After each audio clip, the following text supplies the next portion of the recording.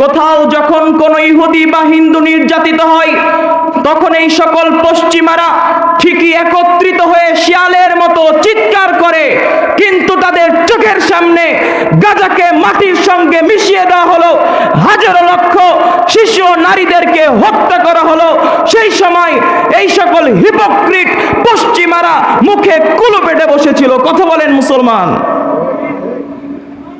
সেই সকল পশ্চিমারা তো এমন, যখন রাশিয়ার হাতে ইউক্রেনের নীলচক্ষুওয়ালা পশ্চিমারা নির্যাতিত হয়, তখন ঠিকই তারা কষ্ট পায়, তাদের চোখ দিয়ে ঠিকই অশ্রু ঝরে, কিন্তু তারা ইসলামী রাষ্ট্রগুলোতে বোমা নিক্ষেপ করে মুসলিমদেরকে হত্যা করে উল্লাস করছে।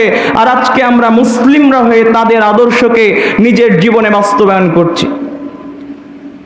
তারা তো এমন পশ্চিমা যারা বিশ্ববাসীকে বলে শিশু অধিকারের কথা, নারী অধিকারের কথা, মানবাধিকারের কথা, অথচ তাদের হাতেই সবচাইতে বেশি শিশু অধিকার, নারী অধিকার, মানবাধিকার লঙ্ঘন হয়ে থাকে।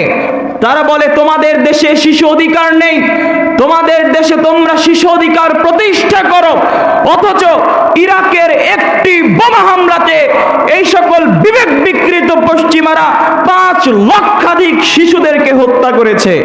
তারা যদি প্রকৃতপক্ষে শিশু অধিকারের পক্ষে হয়ে থাকে, যখন তারা ইরাকের একটি বোমা হামলাতে 5 লক্ষাধিক শিশুদেরকে হত্যা করেছে, তখন তাদের মানবাধিকার কোথায় গিয়েছিল?